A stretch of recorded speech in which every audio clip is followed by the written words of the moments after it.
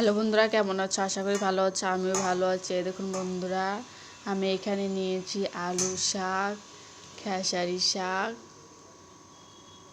আর মটর শাক। আমরা এটাকে কলই শাক বলি, তোমরা কি বলো কমেন্ট করে বলবে। আর কে কে এই শাকগুলো চেনো কমেন্ট করে বলবে আমাকে। এই দেখো, এই শাকগুলো আমি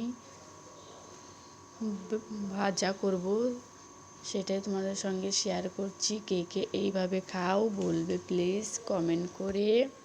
এখানে নিয়েছি আমি একটা গোটা রসুন, কাঁচা লঙ্কা আর পেঁয়াজ নেব আমি।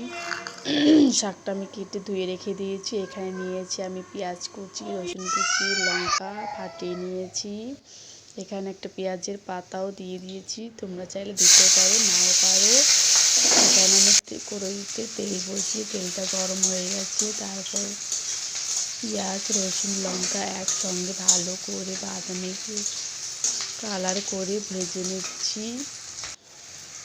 এইভাবে ভালো করে না ভাজলে এটা ভালো লাগবে না, গন্ধটাও ভালো হবে না। তার জন্য লাল লাল করে বাদামি রঙের মতন ভেজে নিয়েছি। তারপর শাকটা এর মধ্যে দিয়ে দিলাম। শাকটা দিয়ে ভালো করে একটু নাড়াচাড়া করে পরিমাণ মতন লবণ দিয়ে আবার ভালো করে নাড়াচাড়া করব।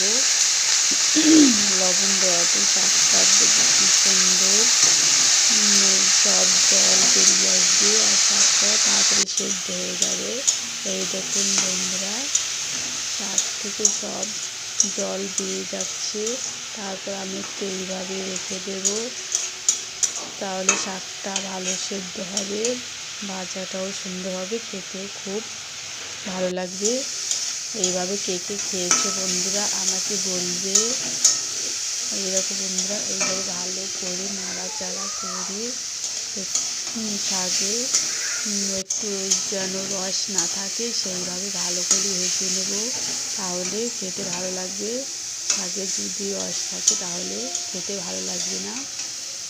এরকম বন্ধুরা এখনও জল জল আছে, তার জন্য আমি আরও একটু কিছুক্ষণ সময় ভালো করে ভেজে নেব। এরকম বন্ধুরা প্রায় ভাজা হয়ে গেছে, শাকটা প্রায় জলটাও শুকিয়ে গেছে। আবার ভালো করে নাড়াচাড়া করে একটু ছড়িয়ে ছিটিয়ে দেব যাতে সবগুলো ভাজা হয়ে যায়। এরকম বন্ধুরা আমার ভাজা হয়ে গেছে, এবার নামিয়ে নিয়েছি। এবার আমি গরম গরম ভাত দিয়ে আমার মেয়েকে খাওয়াচ্ছি। বলছি কেমন হয়েছে বলো তো বাবা? বলছে দারুণ হয়েছে, একবার ট্রাই করবে।